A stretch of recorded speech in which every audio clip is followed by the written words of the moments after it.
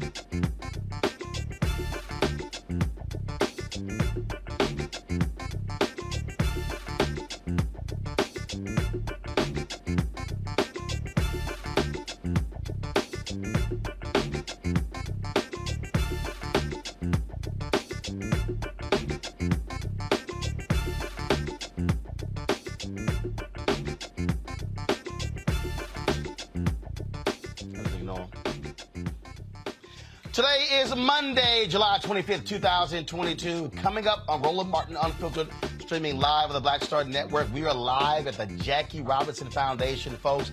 They are unveiling this week, tomorrow, the Jackie Robinson Museum tonight as a big event for their donors and others. And so we're going to break it all down for you, folks, on today's show. That and more right here on Roland Martin Unfiltered on the Black Star Network. Let's go.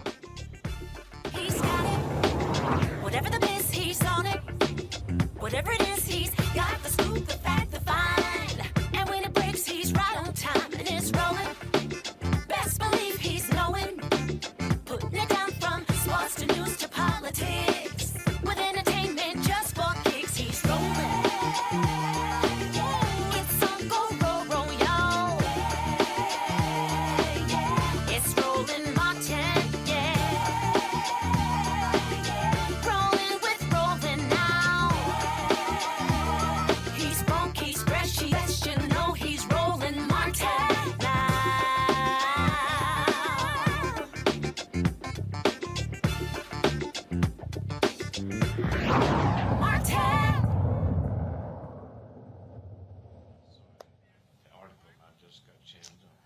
Hey, folks, we are here in New York City for the opening of the Jackie Robinson Museum. This has been something that his family and the foundation, they have been wanting to do for a number of years. Y'all remember we were here for the groundbreaking.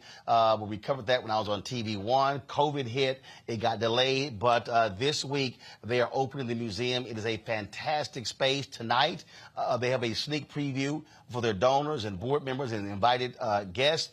One of those folks is baseball aficionado, Mr. New York himself, Spike Lee. So he was in the reception. I said, Spike, I'm doing my show live. I said, you want to step back? He said, when? I was like, well, going live now. We can do it now. Let's go. So he up the top. What's up, man? What's up, baby? All good, Doc. It's always good to see you. Indeed, man. Good to see you. Congratulations. You're doing your thing, man. Man, I appreciate it. And like, you're putting your money behind it too. So that's. Do your thing, man. Hey, man, it's going great. So we were sitting here talking, and so Spike said, he said, so you can be at the ribbon cutting tomorrow? I'm like, yeah, we covered it live. Yeah, you here. And then we'll be live tomorrow night from the gala. The gala. We'll be live from the block party on Wednesday. Woo. That's what happens when you own. You don't have to ask anybody for permission, which you know very well. Well, I know that it's you someplace and they tell you can't bring your camera, you ain't going. I know that. That's happened. That's happened. But the camera got in. Thank goodness for the cinematic on the iPhone. Woo. I just want, again, I know I sound like a broken record, but you're doing your thing. You've been doing it and continue to do because we need you. Man, I appreciate There's a lot of stuff that we're not getting. You get it. And you spread the word. You know, you're not just putting stuff in your back pocket. You're like, boom, check this out. That's the only way. That's the only way. Well, that's only for you, but I can't talk about some other people. Well, you know, hey, I can only speak for me. There you go. Only speak for me. And I appreciate you for doing that. Man, I appreciate it. I appreciate it. And also, I'm not done yet. Go ahead. You've been putting the work in for years. Just I know Johnny come Soul Train. Now you've been here. Yes, sir. You're gonna be here. Yes, sir. Yeah. That's it. Appreciate you. Absolutely. Absolutely. Of course, we had your wife on, a week ago for a documentary. So glad to see the things that she's doing. It's blowing up, too. Oh, yeah. Absolutely. Yeah. Absolutely. Of course, and I was last year in New York for your Kaepernick documentary. I appreciate you calling me, including me on that. You were laying down the knowledge, wisdom, some science to back that up. You know, you asked me a question, I'm going to answer it. They may not like the answer. That's why I need you in this. I need you in this. Well, that was it there. Man, let's talk about I'm 42. This brother here. Mm-hmm. So I was talking to a couple of my guys before. So they have a statue out there of him in his football uniform. Mm-hmm. And so Anthony, UCLA. He goes, who's that? I'm like, dude, Jackie Robinson. I said, baseball was his weakest sport. He was a greater football player, track player than he was baseball. Yeah. That's how bad this brother was. Bad brother. bad brother. And people, a lot of people, not a lot of people, we still don't fully understand. Jackie, along with Branch Rickey, changed America. And people understand that Jackie was 53 years old when he died. Yep. I mean, if you see him his hair. I'm 53. You're good. But no, but to your point. Yeah. His hair was white as snow. And those years where he made that deal with Branch Rickey that he had to keep it in, no matter how many times they spiked him, no pun intended, through his head, the insults, the death threats, and when you have to keep that in. Doc, that's it. But think about it. He sacrificed his life because he knew the first time it was over. He knew. The first time he retaliated, that would have been it. And the thing that people don't understand, and I really wish TNT would reissue the movie. Andre Braugher played him in the court-martial of Jackie Robinson. Mm-hmm. I cannot find that thing on DVD. Maybe there's a VHS copy. Mm-hmm. And what people don't understand, Jackie Robinson didn't take no stuff off of people. This was not a weak, meek brother. And that was before Rosa Parks. It was in Texas. Yeah. They said, we're going to court-martial you. He said, let's go to trial. And he risked getting a dishonorable discharge because he said, no, I'm not. He said, I'm not sitting in the back of the bus. He said, not wearing this uniform. And so you take that defiance and what he did in baseball to hold that in, because that was not his natural instinct.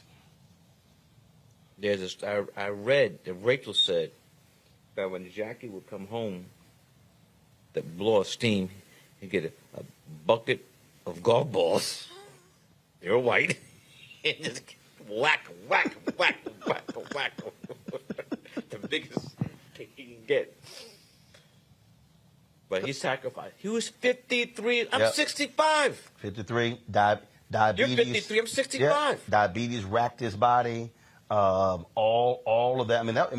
And that's the thing. And I tell people all the time, when we talk about the Kaepernick documentary, I love when all these people were talking about how dare he kneel, and they would bring up black soldiers. I said, y'all clearly didn't read Jackie's book. Mm-hmm. He said in his book, he said, I will not salute that flag and stand for that song. Yeah.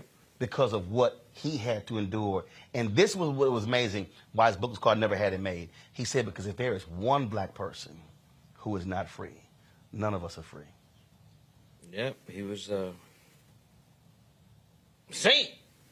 We could say that. Jackie's a saint. And so, people in Brooklyn, the People's Republic of Brooklyn, New York, we have so much love. Jackie played for the Brooklyn Dodgers. Then you got Campanella, Don Newcomb, Joe Black, Jim Good. Well, see, I want to pick up on that because I've talked about this in many of my speeches. We rightfully celebrate Jackie Robinson. Mm-hmm. But I keep trying to explain to people, it was only called the major leagues because white folks had the money. Right. The major league talent was in the Negro leagues. My daughter's named after Satchel Paige. Really? Yeah, her name is Satchel. Okay. That's what the talent was. But here's another thing, though, is that, and there's a lot of correlation between Joe Louis. When Joe Louis was fighting, black folks were on that radio. And the same thing with Jackie. Even if you weren't a Brooklyn Dodger fan, they would listen to the game and they would say, how did Jackie do? Right. Because we knew the entire race. Can you imagine that? Where the entire race is on your shoulders, and if you don't come through, that's going to put us back 10, 20 years. Right. Just that pressure alone could take years off your life. And for people who don't quite understand, Dr. King talked about this when people would question him about Sidney Poitier, Diane Carroll, and he would say, no. I don't need them at the march because they are serving a purpose of what they're doing on the small screen and the big screen. But also, don't leave like Harry Belafonte. Right. But he was. But you didn't include Belafonte. It was with the criticism, because they would say, well, we see Harry, we see Dick. Why are we seeing them? And he would go, no, hold up. they are serving a purpose in the roles that they're playing, but they also didn't realize the fundraisers they were having at their apartments for the movement. But also, and Jackie was a huge fundraiser for the movement. Listen to this, though. You can't leave out Paul Newman, James Garner, Peter Lawford. What's my man? Who's the Peter singer? Lawford, Bennett, Tony Bennett, Harry Belafonte said, Marlon Brando. Yep. So it was Harry Belafonte and Sidney that was bringing the progressive white Hollywood. Right. Diane Carroll was holding fundraisers at her apartments in New York. Yeah. Jackie Robinson, again, if people you haven't read his book, the fundraising that he did for the NAACP. I mean, he traveled around the country, and he didn't hold his tongue because he did not have a lot of good things to say about Roy Wilkins, who ran the NAACP. And again, this was a brother who was willing to criticize black folks, willing to criticize white folks. His whole deal was going after the liberation of black people. But I have to bring this up. He did feel very apologetic for one person to criticize. Paul Robertson. Paul Robertson. He testified before the Un-American Act, and that. Now here's what's interesting. I had Della on my show, Della who runs Foundation, and that came up. And in fact, someone is working on a documentary about that hearing. And what she said to me was, she said, if people go back and actually look at the testimony, he spent a small amount of time on Robeson. But even that, it wasn't small enough that he right. He said that's one he could take back. Yep. So it couldn't be that small. Yep. But that, for me, it's so. I mean, you know this. Booker T, Du Bois. We get to these things where it's like. Well, you went through that. You went through it. Leave me out of this. No, you went through it, but y'all sat down. No, I tell you the story. You and Tyler. I called him up. I said, I'm gonna get on the plane. I said, I need to come down there. I'm gonna get on the plane. He said, Spike, come down. Gave me the tour of the mansion. The first one. Not the newest one. Not the new one. And later on, when he named one of the stages for me. Yep. But I saw that it was getting out of hand. It was like Spikes from the north, but I was born in Atlanta. I went to Morehouse. My father went to Morehouse. My grandpa went to Morehouse. My mother and grandmother went to Spelman. So I got Southern roots, you know. But it was great that town. We squashed that. Right. We squashed it. No, he told me. Yeah, it was squashed. But see, that's why when I interviewed Matty Rich. What'd you say? When I interviewed Matty Rich. Yeah. And we was sitting there, and I was like, y'all hadn't talked? And he told me, I was like, and I was glad you answered. Mm-hmm. And because I was just, again, that's one of those things that my whole deal is, hey, I know him, I know you, and and his people hit me. He said, he got all the information. They haven't connected yet. I said, but that's the thing. That's where two men, two brothers, let's sit down, and chop this thing up. Chop it up. And that's what's important. That's what's important. Yeah. When you think about this museum, and when people come through I think what's going to be so awesome, they're going to realize this man was way more than a baseball player.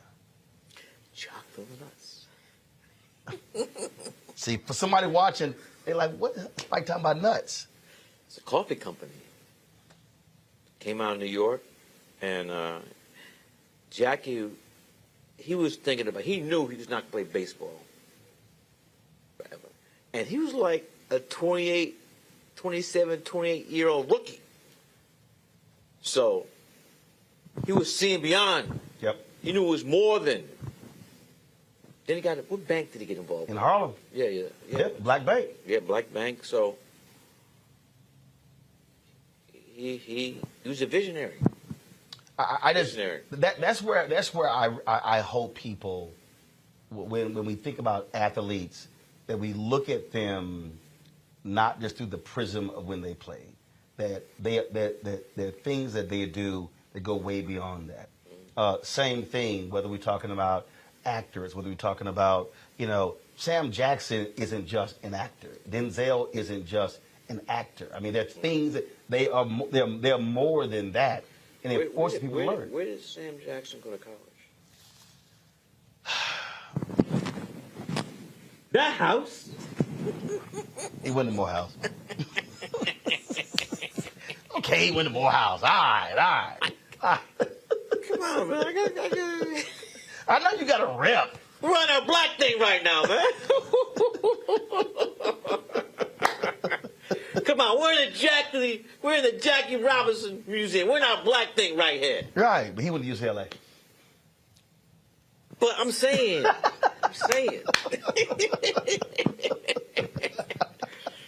Wait. Was Jackie friends with Dr. Martin Luther King Jr.?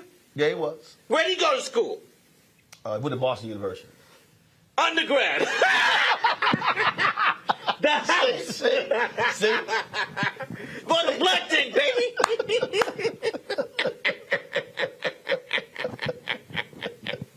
He went to the house. And also, Marty and I, Martin Luther King III, were classmates. Okay. Class 39. And my father was a freshman. Dr. King was a senior. Did they cross paths when he was there? Yeah, everybody knew who he was. Gotcha. I mean, they knew. I'm still trying to figure out the professor who gave him a C in preaching. Hater. I'm trying to figure that one out. Who gave Dr. King a C in preaching? I don't know what they were thinking. What's the now let me tell you something. So when I got my of course, if y'all saw Do the Right Thing, of course Spike was rocking the Jackie Robinson jersey. And you make it perfectly clear to people, don't be walking around with no Jackie Robinson Dodgers jersey with his name on the back.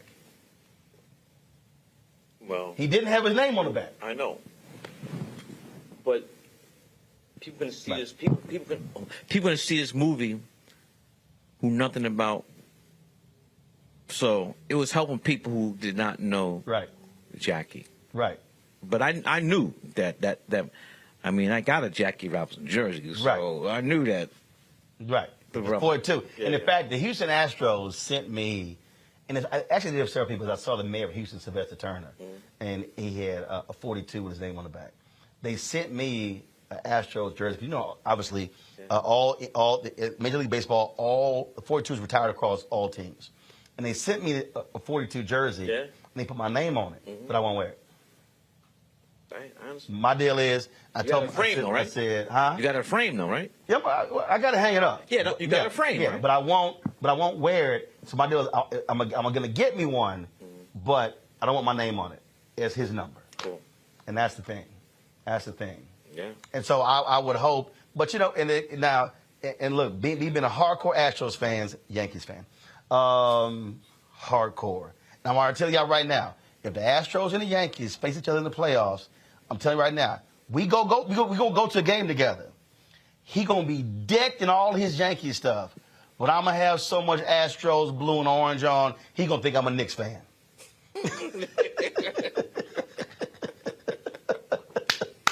What's with this train that goes in the out? What is that? Oh, that actually that's a throwback to the Astrodome.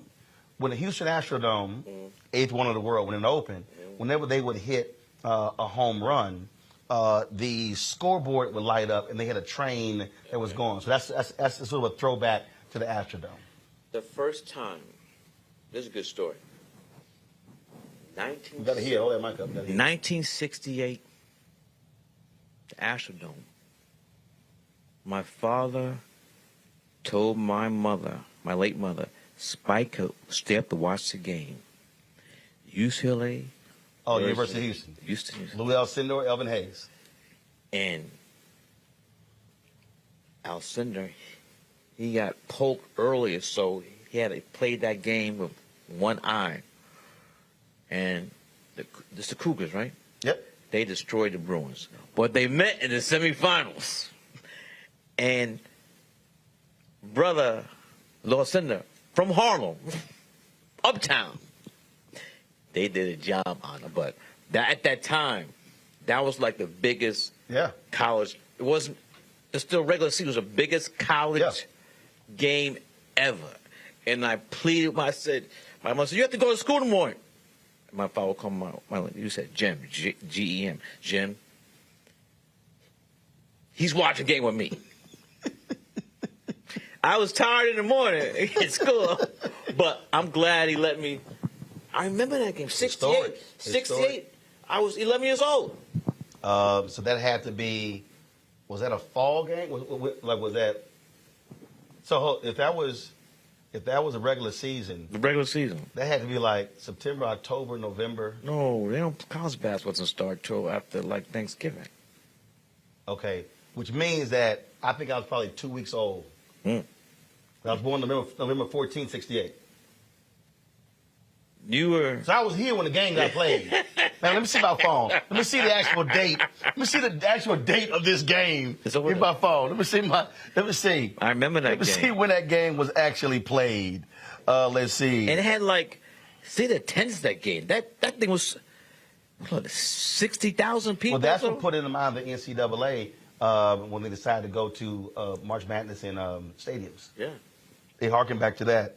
Let's see. Yeah, don't UCLA get a bad is versus seat, Houston. You have to watch the Jumbotron. No, I wasn't even conceived yet. The game was January 20th, 1968. My mom and daddy probably had sex on Valentine's Day. Hey, that's enough. No. I was born November 14th. It's literally 9 months. My brother born November 13th, 67. So both of us say we Valentine's Day babies. And his son was born November 10th.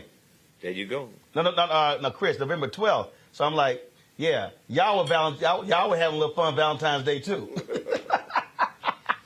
You always wanted to do a Jackie Robinson movie. I'll tell you the story. First of all, deep respect to our brother Chadwick. So yes, this is great brother. This is nothing to do with him because I was. Yep. He was probably still at Howard. Yep. And my version of Jackie Robinson, I wanted to tell a life story. I did not just want to concentrate on 1947 because I still think that he was more. That was more than. Yeah. He had a life before 47. He lived a life after 47. Yeah. I really wanted to show the scope and the depth of the man. And the same reason why Malcolm X. Right. And that's why I got, conflict with the studio. Malcolm, he was evolving. Yep. And you need to show those different phases of his life. Yeah. You can't do that in 2 hours. Right. And the people dealing with the Jackie Robinson, they don't want to do it, so it didn't happen. Would you still do it today? Or is it time gone past? I don't think it's past. Also, I wanted Denzel to play Jackie, but Denzel said he was too old at the time. Well, see, now he would have to play the older Jackie. Yeah. So you had to find a younger. His son. You had to. John David. He played football at Morehouse. I know. And that would be interesting. Yeah. John David as the. I do wanna. I want both of them, but they were in the film together already. Malcolm X. John David is one of those kids at the end that says is in the classroom. Right. My name is Malcolm X. Really? That was his debut. Wow. Did not know that. Very few people know that. Did not know I would that. love to do something with Denzel and his son, John David. Have you talked about it? No. John David knows about it, but not D. Do I need to call Pauletta? No. That's how I get to Denzel. See, That's the only way. See that's why I always speak to the wives. I speak to the women. I speak to the husbands because like Viola, I call Julius. Mm-hmm. See, other cats just like. And how do you get in touch with Samuel Jackson? Oh, I hit Sam, but I met his wife first. Matter of fact, I met his wife and Pauletta first, and they were like, "Oh my God, Roland, we love you." And I was like, "Well, I'm sure appreciate that." And so you got the end. That's right. You never could see. It's like at the Fred Gray interview. I called Fred. I left the message, and his wife. I heard the message. She said, I get all these interviews. She said, no, you doing that one. She says, you gonna do that interview, Roland Martin. And when I went down to Alabama to do it, his wife and the daughter was there watching the interview. I gave him a shout out. I was like, y'all make that happen. She's like, he doing his interview. See, so yeah, I don't ignore the wives. I don't ignore the wives or the husband. I always talk to them. You were just talking about when you mentioned Malcolm X. Yeah. And then I thought about you told me with Harry Belafonte when he told you, man, why you keep calling Ossie and putting him in movies? You won't never call me. He says, Isaac can sit one out. And then we made the call for Black Klansman. Woo! How old is Harry? 95. Turned 95 this year. We got to give a love shout out to Rachel. Yeah, she turned 100 last week. Just had a birthday. 100 last week. Looking sprightly out there. Just saw her. Just saw her, absolutely. The Queen. Rachel, my grandmother lived to be 100 years old. Wow. She put me through Morehouse and Spelman. She put me through. No. Yeah. Morehouse and NYU. No, he spoke right. Are you trying to say that's a Freudian slip? Probably spent more time at Spelman than at Morehouse. No, that's not true. There's a line. What kind of TV is this? You can say it's my show. It's called Roland Martin Unfiltered. Well, I want to know what your It's called Roland Martin Unfiltered. Okay, there's a line in School Days where Jean-Carl Esposito, who plays Big Real Mighty, and I play the character Half Pint. He says, Half Pint, you ain't seen no paws! That was me. So don't get it twisted. That was your part? That was me. No parts.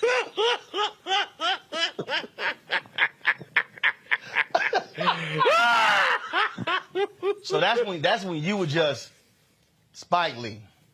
You weren't Spike. Well, my mother gave me that nickname.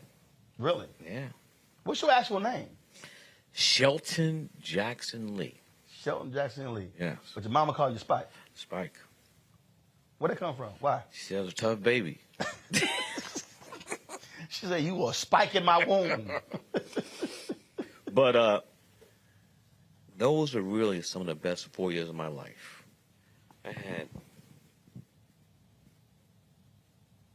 There were trials and tribulations, but my mother said,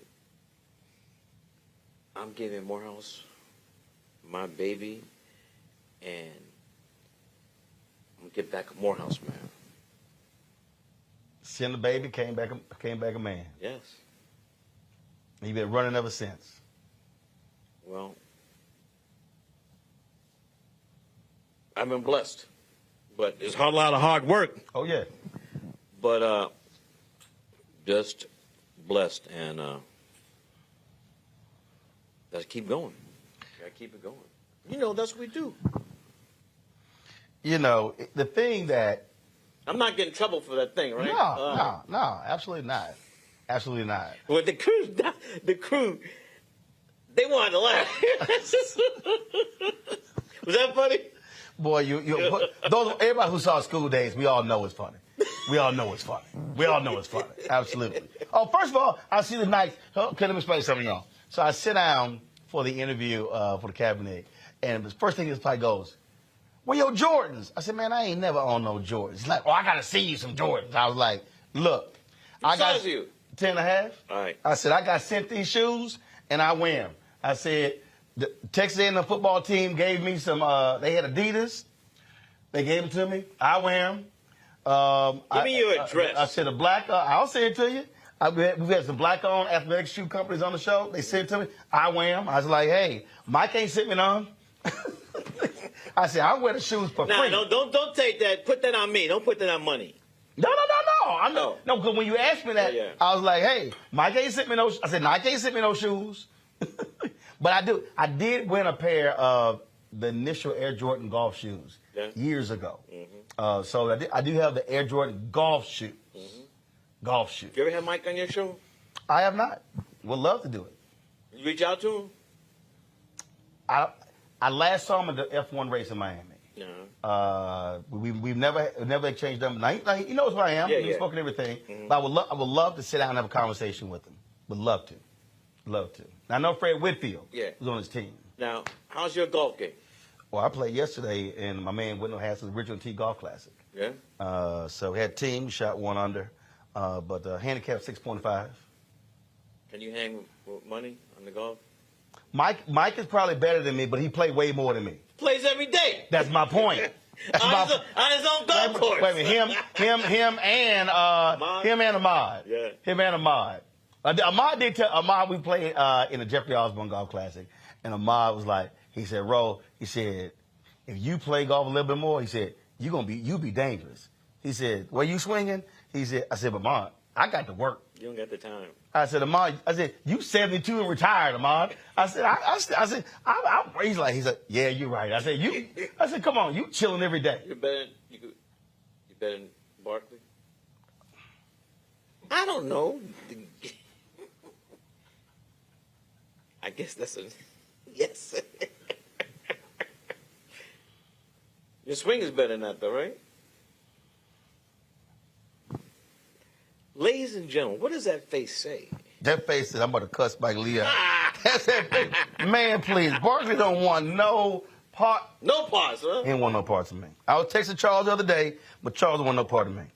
He don't want no. Trust me. You see my swing, you like, yeah, that ain't Charles' swing. Matter of fact, let me go. Let me see. Who is this here? Okay, that's my brother right there. We played golf the other day. Man, let me. You ever played golf at Martha's Vineyard? Yeah. On what golf course? I played. Farm Neck? I played Farm Neck. I played the new one all the rich folks built. You didn't see my house? I saw your house. Yeah. I saw your crib. And what? You see a flag? I saw all that. What flag did you see? I saw your 40 acres in the your embassy of Brooklyn. No. What flag is it? It's the First of all, I ain't been there in a while. The interlocks with the Y. Oh, see, I ain't been there in a while. I ain't been there in a while. No, it's been a long time since I've been there. Because everybody keep telling me, they're like, man, why you come to Martha's? I said, first of all, it's too hard to get to Martha's Vineyard. That's first. 2, I ain't trying to see nobody I know. Mm-hmm. Like, if I'm on vacation, I don't want to see nobody I know. Well, you definitely want to go to Martha's Vineyard in August. No. I don't want to go to no fundraisers. I don't want to, don't ask me about no money. I ain't trying to do none of that. So, yeah, it's where do you go?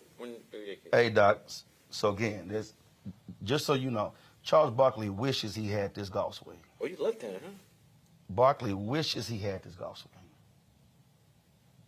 Good swing. He ain't got that. He ain't got that. It's windy, too, huh? Oh, yeah. Where was that? That was Lansdowne in Virginia. Virginia? Yeah, but I'm a golf the ball. How long you been golfing? Took as my PE Texas A&M since 1987. One of the best decisions ever made. You needed 4 credit hours of PE. You in class, all the other players.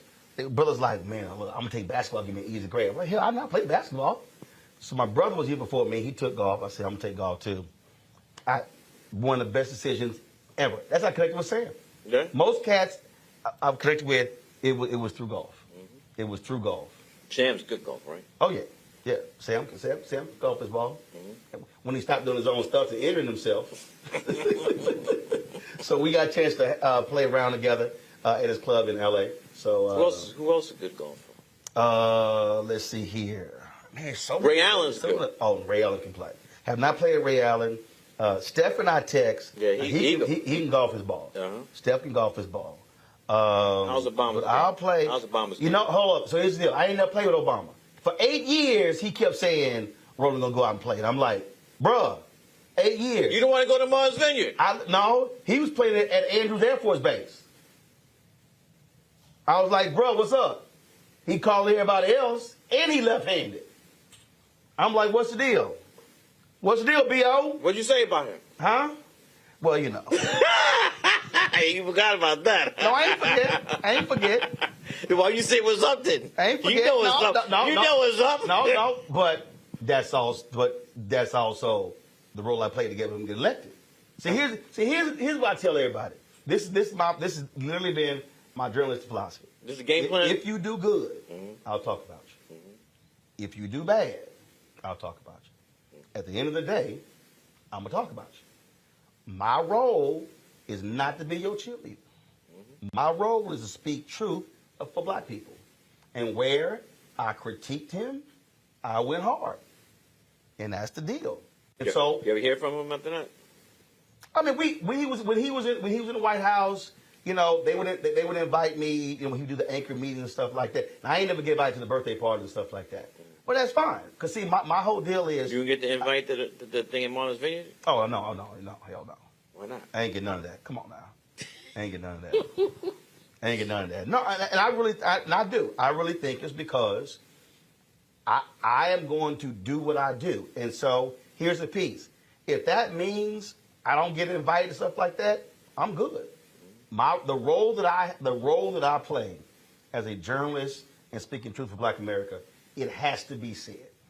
And so that means that you're not gonna kick it with some folks, and I'm good with that. I'm cool. I mean, other people, they're like, "Oh my God," and I'm like, "No." I'm like, nobody has to invite me to anything. Nobody has to be, you know, if it's like, "Oh, so and so had a surprise birthday party, Roland, you didn't go." I was like, "Y'all," I said, "I don't." I said, "I got a great life. I'm good." But when that light come on, and we go live, sometimes I gotta hit you, and everything ain't gonna be all peaches and cream. And so, I hit him a few times. The left and the right. Left, right, with a left coming back. But we talking Mike Tyson here? Too? But not Mike Tyson. Riddick Bowe. I mean. Riddick Bowe? More like Larry Holmes. You know, Larry had a great jab. So, you know, but that was the deal. It you know, that was the piece. Things need to be said, and I still stand on it. I mean, my biggest deal is I feel strongly he should have appointed a black woman to the Supreme Court when he picked Merrick Garland. And I was like, and I said, and I went hard on that. And I'm like, sorry. And so people like, yo, man, why'd you go so hard? I mean, look, that's it. I mean, my deal is, when you talk about legacy, I mean, look, you know, it ain't like you being, you know, Mr. Chill, ain't never gave your opinion on stuff. You know, you got crossed off a whole bunch of lists. Don't even act like this is a foreign conversation. Don't even act like this is a foreign conversation. Woo. You right. yeah, absolutely. You know I'm right. Just keep stepping, all right? That's it. That's it.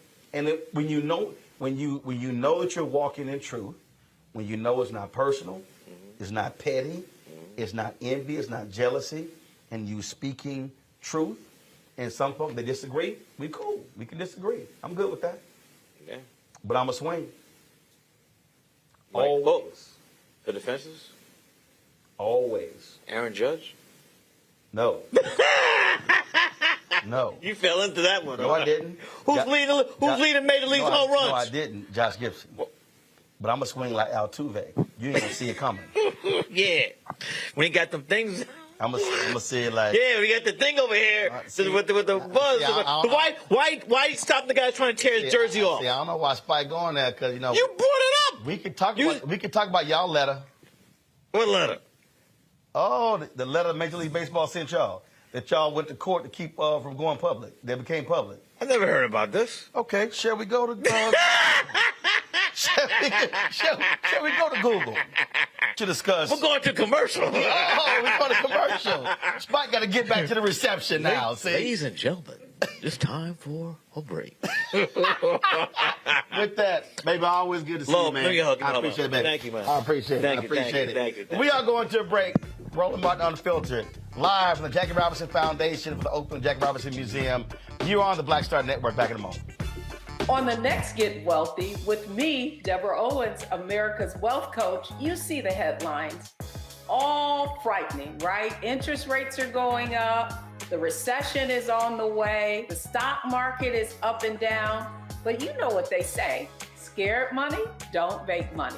That's why I'm excited on our next Get Wealthy to have a conversation with someone who has written a new book, Fearless Finances, and she's going to share exactly what you need to do to secure your bag regardless of the ups and downs of the economy or the stock market. Oftentimes you can start with as little as $5. That's right here, only on Get Wealthy on Black Star Network. Pull up a chair, take your seat. The Black Tape with me, Dr. Greg Carr, here on the Black Star Network. Every week, we'll take a deeper dive into the world we're living in. Join the conversation only on the Black Star Network. What's up, y'all? I'm Will Packer. Everybody, it's your man, Fred Hammond. Hi, my name is Brisha Webb, and you're watching Roland Martin Unfiltered. Ow. Well, I like a nice filter usually, but we can be unfiltered.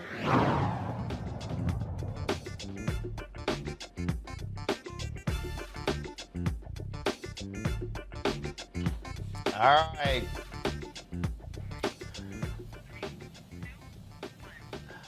All right, y'all. Welcome back to Roland Martin Unfiltered here at the Jackie Robinson Foundation. That was totally unplanned. Literally, I ran into Spike, and so glad he could spend some time with us to kick off our coverage, opening the Jackie Robinson Museum. Let me bring in my panel right now. Dr. Julian Malveaux, Dean of the College of Ethnic Studies, California State University, Los Angeles. Dr. Amakongo Dibinga, Professorial Lecturer, School of International Service, American University. And Renita Shannon, she is a Georgia State Representative. Glad to have all three of y'all here. That was wow, too much fun. I think we pretty much covered every damn thing in that interview there. But Julian, I'll start with you since you're there in Los Angeles. I really do hope people with this museum really take the time to truly understand the depths of who Jackie Robinson was. And last week, of course, the All-Star game that took place in Los Angeles. And that's where, of course, the Dodgers, and that was a big salute to him. Denzel Washington did the salute, and so it was all the different things surrounding that. Rachel Robinson was there as well. But this man really did far more for black people in America than just play sports. You know, Roland, first of all, I enjoyed watching y'all. Y'all silly. And when you got annoyed with Spike because he said Morehouse, I thought about you and your, you know what, behind always calling Alpha somebody's daddy. So he just got you back. That's all. But it was a pleasure to watch. Y'all were really quite amusing, but more importantly, substantive. And when you think about Jackie Robinson, I think that, as you all said, it's not just baseball. It's so many more things in terms of the civil rights movement, the fundraising that he did for the NAACP and others. And I think that, maybe y'all put it in a little bit of context, but I think the only thing that I had a huge problem with Jackie Robinson about was his cooperation with the House Un-American Committee and his testimony against Paul Robeson. And even if it was just 2 minutes worth of testimony, it was unnecessary. You all started out the interview talking about brothers who had funk with each other and how you all were able to smooth it over by being a man, by doing that. And I got that. But that was just Paul Robeson. America broke Paul Robeson. They broke him. And they broke him because too many black people cooperated with them. So bad respect for Jackie Robinson, but that, from my perspective, is a blemish on his record. Well, yeah, and look, the reality is, Omakongo, we go through this world, and there are things that we do that are great. There are things that we do that we wish we could take back, but it's a reality of life. And I think if we look at the totality of who he was, and that, we can say, hey, that was one instance where we wish Jackie Robinson did not speak against Paul Robeson, knowing full well what the American government was trying to do to him. But when you just look at how fierce he was in his criticism of Richard Nixon, of Barry Goldwater, of the Republican Party, and again, you read his book, he didn't hold his tongue against anybody. And as I said to Spike, including Roy Wilkins, who ran the NAACP. Yeah. And Jackie was out raising money for the NAACP. No, absolutely. The segment was powerful. I just felt like I was in class. I forgot we were doing the show. I'm like, wow. Like the things we picked up. For me, growing up, you both were absolutely right in terms of when I was growing up and learning history, there was always like this faction, Dr. King and Malcolm X, and, the list goes on. And Jackie Robinson, as a kid, not learning from like my parents, but just like conversations on the street, people would, kind of paint him as like this guy who kind of sold out. And it wasn't until I started getting older, reading my own history, learning stuff, that I learned about the complexities of this man. And I'm still learning. When I see quotations like Dr. King calling him a freedom rider before they were freedom riders. And, so much history and context there. And what you mentioned earlier about the support of the black banks, something I didn't learn until this year, right? And we owe this to our ancestors and the people who came before us. We owe this to the Rachel Robinsons who are still here, who went through that with him side by side. Because if we don't do that, we're going to repeat that history. I see so much quote unquote, beef that happens today between celebrities who have much more in common, who should be fighting more things together than when they're separated. And if we don't really learn that history, we are really doomed to repeat it. That's why I also appreciated Spike talking about squashing the beef with Tyler Perry. And so really at the end of the day, what Jackie Robinson was doing, and that other thing you were talking about, Roland Martin, how Dr. King was talking about how certain celebrities who weren't visible in the face of the movement, he was like, you need to be in those spaces because you can support us in other ways. We need that type of strategic mindset. And you know the celebrities today better than I do. So I hope some of that is going on behind the scenes because so many of them seem to be involved in a lot of foolishness and don't really get involved in things until it's too late, until there's like a George Floyd or until there's like a Roe v. Wade reversal. But we need consistent organization and commitment from people who are out there in this space. And your segment was a real reminder of the complexities of those who fought during this time and the lessons we can learn from them. Oh, absolutely, absolutely. Why am I sitting there laughing? Because Spike just came in, he took my cell phone, left, and didn't take his. So I guess he just realized we probably got a phone. Yeah, this is my main phone. He took my backup cell phone. But I don't know how he missed it, that big old red case he got on his. All right, Representative Shannon, I want to go to you because one of the things that I think is important to say here, Jackie Robinson dies in 1972.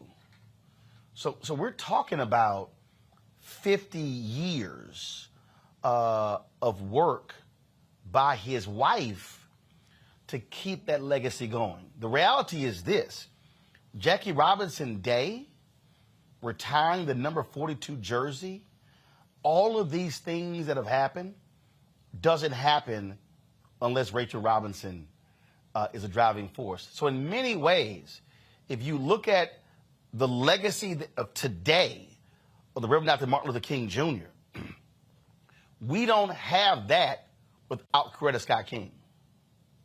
And you don't have any of this, the Jackie Robinson Foundation, this museum, without Rachel Robinson. Yeah, and far too often, that's the way it always is that Black stories don't get told. Our work does not get spotlighted until long after folks have died and gone. Their families have to work so hard to get the work spotlighted. One thing that I was thinking the entire time that you were having that conversation with Spike was that, it's interesting because with Jackie Robinson, so often in pop culture, all we ever hear about is his career as an athlete. It's only ever in Black spaces do we hear about his civil rights work. And so I'm glad that now there will be a museum that's brick and mortar so that everybody can understand the full legacy of Jackie Robinson. So this is really important. Someone just asked in our chat, is Rachel Robinson still alive? Y'all, she's sitting out there. Yes, she turned 100 last week, and so she's there in the wheelchair in her white suit, and so she is still with us, still on the front lines. In fact, they were telling this used to be her office before she stopped coming into the foundation, and so very much still involved in this foundation, and very much still active, still sprightly, still fighting on behalf. And for the people who are watching, look, we could have easily just had somebody on via satellite, via Skype, and had them on not being here. But tomorrow there's going to be the ribbon cutting taking place from 10 a.m. to 11:45. We'll be live streaming that. There's a gala tomorrow night. We'll be live streaming that. On Wednesday, there's a block party from 10 a.m. to 3 p.m. Kids, schools, and others, they've already signed up, RSVP'd, to come through the museum. We'll be broadcasting. And then, of course, they have a movie airing, documentary, Wednesday night called After Jackie, and then a celebrity talk back. And so we are going to actually live stream the celebrity talk back as well. And this is a perfect example, Julian. And I don't know how many of y'all saw the LA Times piece. Is on there. If you go to their website, y'all, their story that came out on Me and the Black Star Network. It's going to run tomorrow on the section of, I forgot what they call it, what section they call it. Their the calendar section. Let me double check. Yes, the calendar section tomorrow. It's going to be on the cover of their calendar section. But this is precisely why black-owned media matters. Yes, Robin Roberts is going to be hosting this tomorrow. I think Major League Baseball is going to be carrying it. But these type of stories, they don't happen without black-owned media. And Julian, I've said this countless times, that we will rue the day when we have to ask, hope, and pray somebody else covers our story. And so I know somebody may say, why would you spend, the $3,000 to $5,000 with staff coming down here, hotel rooms, car rentals, to cover this? But the reality is, this is our history. This is our story. And we shouldn't just hope a local television station drops by and gets 30 seconds or 1 minute of sound regarding this. No, this is important not only for this generation, but for the folks who are going to watch this and see this 10, 20, 30, 40, 50 years from now. Roland, you have done such great work. And what you mentioned, certainly some of the major networks will cover some of this, but nobody's going to cover all of it but you. You're going to be there for the opening of the museum. You're going to be there for the gala and the celebrity talkback. And, all props to Robin Roberts and all the other brothers and sisters who do mainstream media. But the fact is that they have to go to their bosses and ask, and in some cases beg, to get the coverage to get a fraction of the coverage that you're providing. So you made the case. You make the case literally every day when you put your program on. You make your case when you travel and have your team travel with you to Essence, to NAACP, to Urban League, to wherever you go, because you're there and you're there for us. And so, it's extremely important. It's also important. I mean, you and Spike talked a bit about your criticism of President Obama, and so you didn't get invited to the birthday party. Oh, well, the fact is that if you're going to have honest media, honest black media, we cannot hold anybody up on a pedestal and say that they are impervious to criticism. They are, it's about, being accountable. It's not about who you are. It's about what you stand for in terms of black people. And there's so many folks who refuse to criticize folk when they're wrong because they want to get to the party, or they don't want to ruffle anybody's feathers, or people are sensitive. Well, that is not moving black people's agenda. And so, right on, Roland. That's all I have to say. Amen. And look, Congo, I mean, look, I got no problem saying it. I mean, when President Obama's book came out, we weren't on the list to interview him. Same thing with Michelle Obama. And here's the deal. I'm not going to sit here and be all mad and upset. The bottom line is this here. I don't regret a single critique that I had during those 8 years because I know what my role and responsibility is. I made it. Now, I'll never forget when, I guess it was within the first 60, 90 days of his presidency, I wrote a column on CNN.com complaining about the lack of black people in his press office. And Valerie Jarrett called me and said she had just left the Oval Office and the president was upset. And I was like, why is he mad? She said, because of Robert Gibbs came in waving your column. And she said, the president said an attack on his press office is an attack on him. And I said to her point blank, Valerie, did I tell you before y'all got elected that if the White House press office was as white as the campaign staff was, we would have a problem? She said, yes. Did I tell you I was going to publicly call y'all out for that? She said, yes. I said, so why are you calling me? And then she was like, what? And then it's true. And then she said, well, how are we going to deal with this? I said, you go tell President Obama, go hire some more black people. I said, let me be clear with y'all. I'm here for black people. I said, nobody else. I said, if folk want to fight for other people, I said, I'm here for black people. I said, and I didn't sit here and carry water for y'all to get elected and not to see black people benefit. So when, in 2014, when that article came out of Wall Street Journal saying $23.09 billion in small business loans went out to black people, went out to folks in America, and only black Americans only got $385 million, I immediately called the White House, jammed them up for 90 days, and pressed them hard on that. And so that's the point. I know what my role and responsibility is. Look, it's civil rights organizations mad as hell because I said something. But guess what? Get over it. This is what we are supposed to do. We are not here to be cheerleaders. We're here to be chronicles of what happened, but this is what happens. I just said Jackie Robinson was raising money for the NAACP and was critical of Roy Wilkins, who ran the NAACP. If black people who are in leadership are so sensitive to criticism from other black people, and yes, President Obama was. He hated black criticism. Well, guess what? If you got criticized by Republicans and you still sat down with him, well, damn it, you can suck it up and take mine. Yeah, look, at the end of the day, it's really about if you really love somebody, really want them to succeed, you don't do so by giving them a blind pass, like so many people are doing with Donald Trump. Just let him do whatever he wants because we love our president or whatever. You show your love by holding them accountable, by challenging them every single day to be their best. And really, at the end of the day, they say, stay ready so you don't have to get ready. You got to continue to roll with the people that brought you to the dance. And at the end of the day, when it comes down to the black community, our leadership needs to be held accountable by us first. And they need to listen to us first. Because nine times out of 10, we're usually right about the critiques that we're doing. And one of the reasons why the critiques that you give, Roland, should be respected more is because you're doing it out of love for the black community. I remember one time when you were on CNN and I was doing some eye reporting for CNN, and you said something about Kobe Bryant. I think he got in trouble over something that he said that was considered homophobic or something. And you said something about it. No. It was no. Kobe Bryant made it. It was in discussion. It was in discussion about Kaepernick. Okay.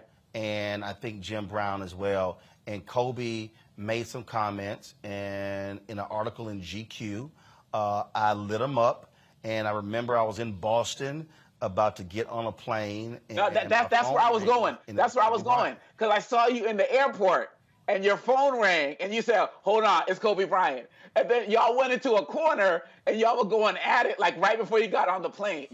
And I just never forgot that story. And I was like, wow, this brother will take it to anybody.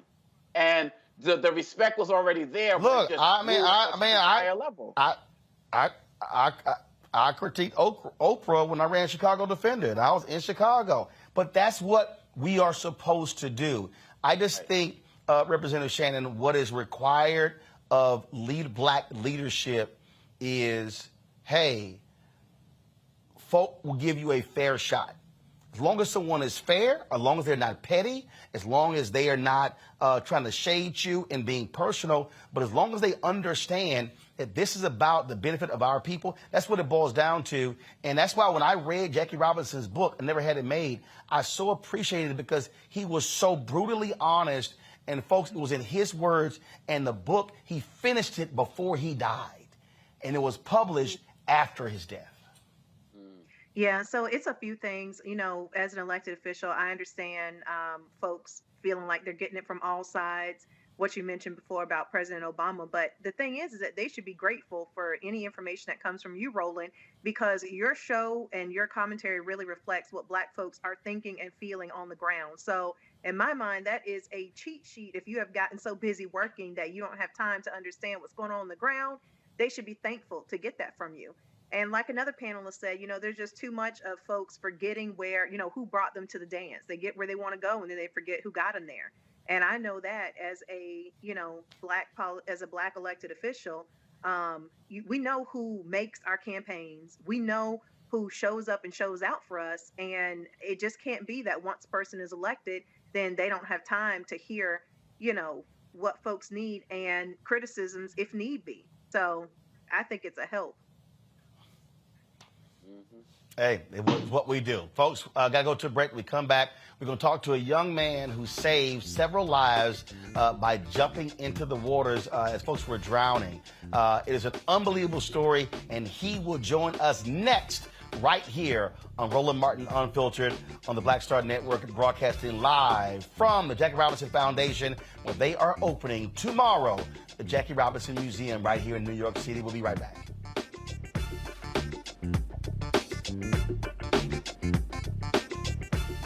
Hi, I'm Dr. Jackie Hood Martin, and I have a question for you. Ever feel as if your life is teetering and the weight and pressure of the world is consistently on your shoulders? Well, let me tell you, living a balanced life isn't easy. Join me each Tuesday on Black Star Network for a Balanced Life with Dr. Jackie.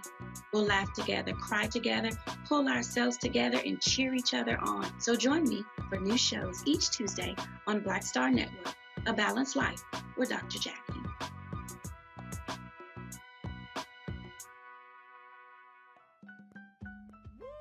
We're all impacted by the culture, whether we know it or not. From politics to music and entertainment, it's a huge part of our lives, and we're going to talk about it every day right here on The Culture with me, Faraji Muhammad, only on the Black Star Network. What's going on? This is Tobias Trevelyan. Hey, I'm Amber Stevens-West. Yo, what up, y'all? This is Jay Ellis, and you're watching Roland Martin Unfiltered.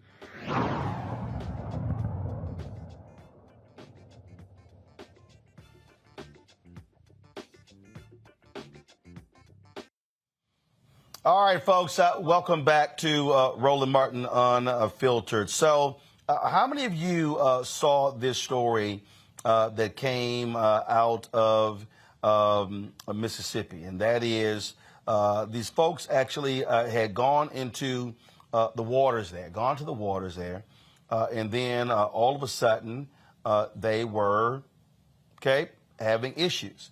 And so this young man actually sees it, jumps into action, and saves them. He's a young brother. He's a teen. He saved 3 young girls as well as a police officer. Yes, folks, joining me right now on Roland Martin Unfiltered is that brother Corian Evans, joining us from Pascagoula, Mississippi. Corian, glad to have you on the show. How you doing, brother? I'm doing good. Glad to be here. So take us through what happened. Were you just walking along, riding a bike, and you saw these folks struggling in the water? What happened? Yes, sir. It was actually after a party. It was a party that night, and we were the party after it ended. We were all looking for somewhere to go, and we had went to this place called The Point, but the Point had also got shut down. So that's when somebody was like, let's just all go to the boat dock under the bridge. We can just chill there, have a good time at the boat dock. We don't have to worry about any, police or anything. So we went under the boat dock, and, we were just chilling out there having a good time. And that's when, by this time, everybody, a lot of people had left or were getting ready to leave. And I was getting ready to leave also. And also the car that drove in the water was, they were getting ready to leave. So, I was just sitting in my car, on my phone. And So the car that went in, so the car that went to the water with the three girls, they were at the same party you were at. Yes, sir. Okay, got it. So you're sitting in your car, and then what happens? Yes, sir. I'm just sitting in my car, and I just like I see a car go behind me, and like they're like driving at a pretty good decent speed, like towards the water, and I'm like as I'm seeing this car, because I'm watching the car as it's driving towards the water, I'm like, where they going? Like the street that way. They must don't know that they're going the wrong way. Like in my head, I'm not thinking, they're about to run in the water. Like that's not even on my mind. I'm just like, they're gonna realize they're going the wrong way and turn back around and go to the road. And then I just seen them keep going and going into the water. It was like a ramp going down into the water. And so as I'm just watching them, like I'm in my driver's seat, but I'm watching them from behind me, and I seen them just go straight down the ramp, and I realized I couldn't see their taillights no more. Like I seen their taillights driving, and then I just seen it go straight down. And I'm like, it's water down there, but like at first I'm not really just reacting like, it's water. They just ran into the water, because like that's not even on my mind. Like I'm like, there's no way, they just ran into the water. And then that's when I seen somebody else, like they were like across the boat dock from me, like parked out like across, and I seen them get out of their car and run towards the water. That's when I got out of my driver's seat, got out of my car, and I took out running towards the water. And like as I'm getting close to the water, I'm hearing people saying, "Help! Help us! Help!" Just screaming help as I'm getting closer. And when I finally got close enough to see what was going on, that's when I seen the car in the water, and I seen the three girls outside of the car saying help. And that's when I just ran. I ran on the side of the boat dock, up the side of it, and I took my shirt off and threw my shoes off, took my phone out of my pocket, threw my phone down, and I just jumped in the water. And then the first I had to grab the girl that was closest to me, like from me coming to the shore, because she had tried to swim a little bit out. First I went to help her. I had to get her and bring her back to the shore. But after like it was one girl tried to swim away from the car, and it was the two other girls were like they were still like close to the car, but the car was like underwater. You could still see the lights, but the whole car was like basically sunk under the water. And they were still by the car, and one of them was like panicking, like one of them was panicking bad. And so after I took her, it was somebody that showed. I just kind of, when I felt my feet hit the ground, that's when I like kind of pushed her forward, because I'm like, she can walk from here, because I feel my feet hit the ground. And that's when I turned around to swim back, and then I seen one of the girls panicking in the water.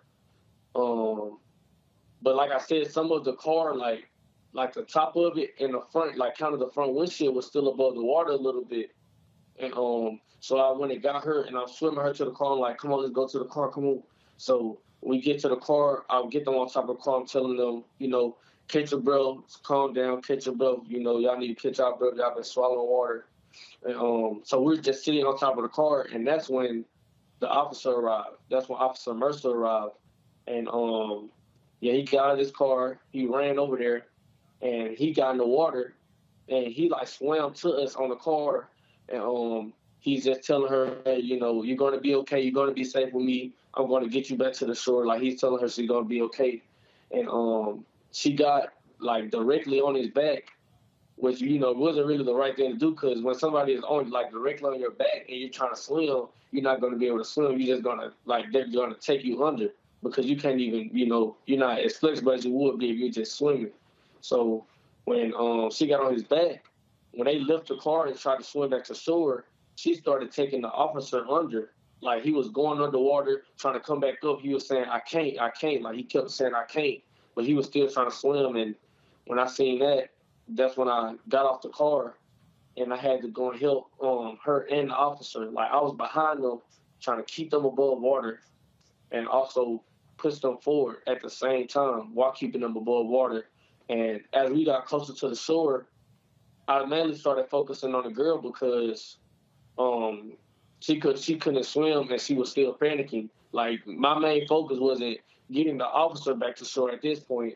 My main focus at this time when I'm trying to get her back is just get her back to the shore because I'm knowing the officer can swim or he'll be able to make it back himself. So once again, I had felt myself when I got her close enough and felt my feet hit the ground.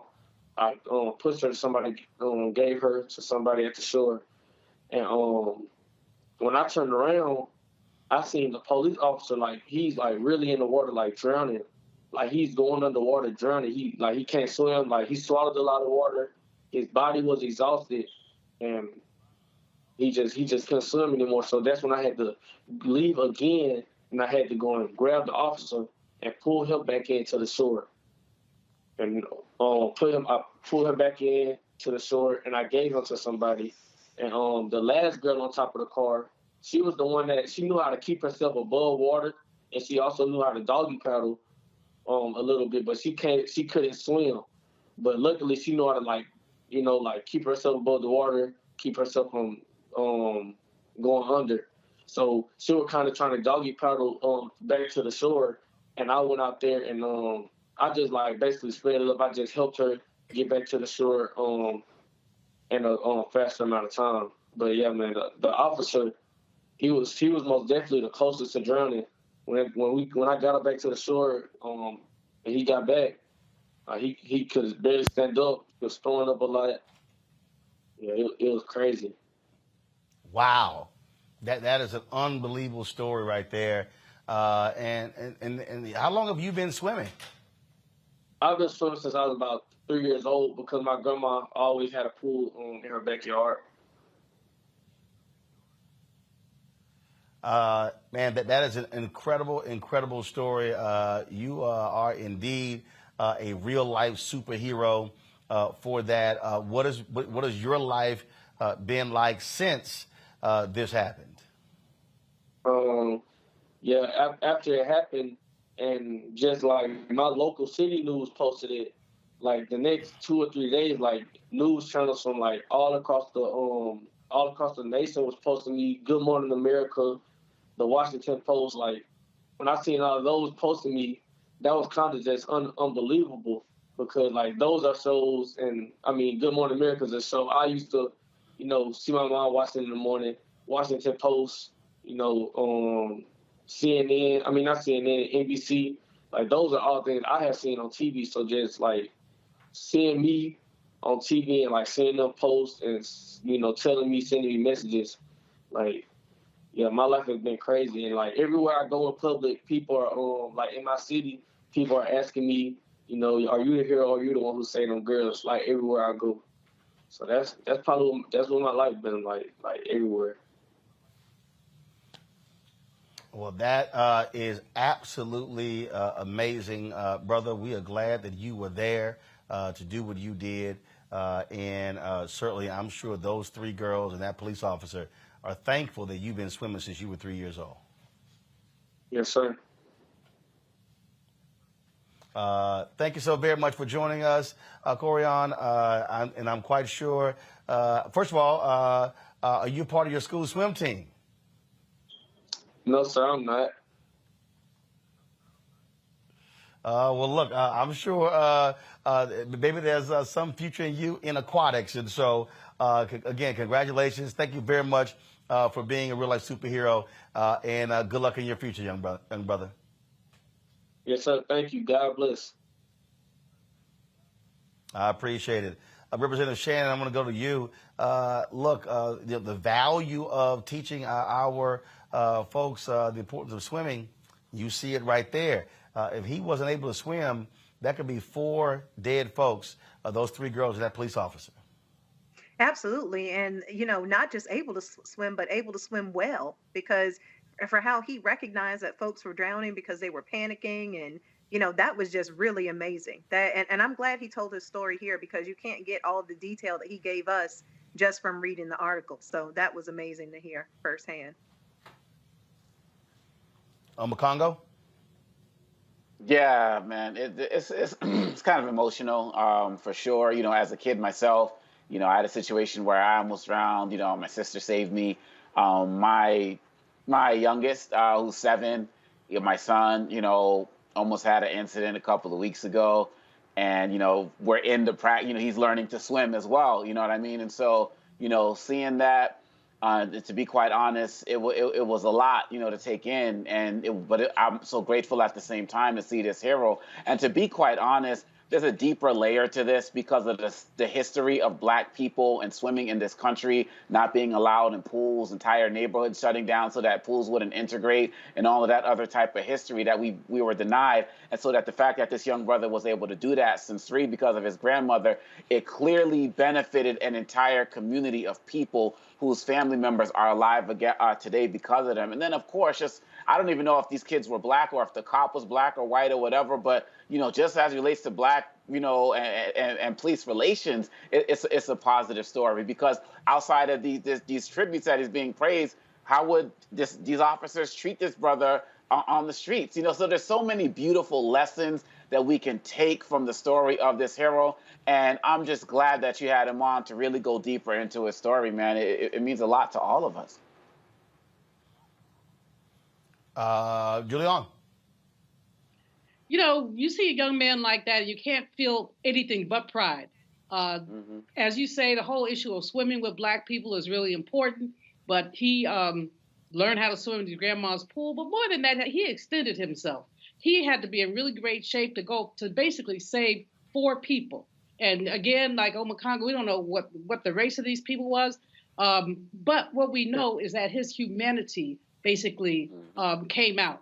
I hope that he continues to swim and perhaps gets a swimming scholarship somewhere, or that he's lifted up in that little area I know, Pascagoula, Moss Point. I was exiled there for a year when I was in high school. Won't tell you all about that. But anyway, it's yeah. You probably cussed the teacher out. Well, actually, see, I got put out of about 3 high schools for, among other things, joining the Panthers. I did cuss one teacher out. Another one, I asked her what the statistical probability of me turning my paper in on time was. That got me in some more trouble. Okay, at least I'm consistent, y'all. But in any case, that my aunt Annie Mae Randall taught 60 years worth of the 5th grade. And so people down there know Miss Randall, as they called her. It's an interesting area. It was very segregated, you know, in the late 60s, early 70s, perhaps less so now. But it's an area, it's a small, homey kind of area. And so it just did my heart good to see that young brother. I mean, really, young men, you don't run into young folk like that often. And so just hold him up. And Roland, I hope that through Roland Martin Unfiltered, we can get something together to help him out as he goes to the next level, college or whatever. Yeah. All right. Well, we certainly will find out. Folks, hold tight 1 second. I got to go to a break. We'll be back with more Roland Martin Unfiltered on the Black Star Network. Folks, we are here live with the Jackie Robinson Foundation. Don't forget to support us in what we do. Download the Black Star Network app, Apple phone, Android phone, Apple TV, Android TV, Roku, Amazon Fire TV, Xbox One, Samsung Smart TV, and of course, be sure to join our Bring the Funk fan club. Your dollars make it possible to do what we do, to travel across this country, cover the stories that other people do not cover. Checking money orders for all y'all folks who don't believe in new technology. Yeah, we still do old school. P.O. Box 57196, Washington, D.C. 20037-0196. Cash App, $RM Unfiltered. PayPal is R Martin Unfiltered. Venmo is RM Unfiltered. Zelle is Roland at RolandSMartin.com. We'll be right back. Sexy to me is the exact same feeling as running water. Ever flowing. Water always finds a way to get through. And so when you know that you're sexy, there are no questions about it. It is an ever-flowing emotion. It is an ever-flowing feeling. When you question it, though, you stop the water. I struggle with this a lot, mainly because I've been told what sexy should look like, what it should feel like. As a model who did Sports Illustrated, you're told that this is what sells sexy, But then you travel the world, and what's sexy to one person is not sexy to another person. I'm more of a mindfuck kind of person. How can you stimulate the brain? Mm-hmm. To me, that's sexy.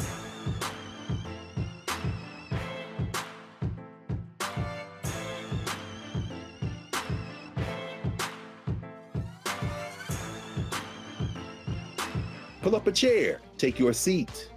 The Black Tape with me, Dr. Greg Carr, here on the Black Star Network. Every week, we'll take a deeper dive into the world we're living in. Join the conversation only on the Black Star Network. Peace and love, everybody. I'm Purple Wonder Love. Hey, I'm Donnie Simpson. What's up? I'm Lance Gross, and you're watching Roland Martin Unfiltered.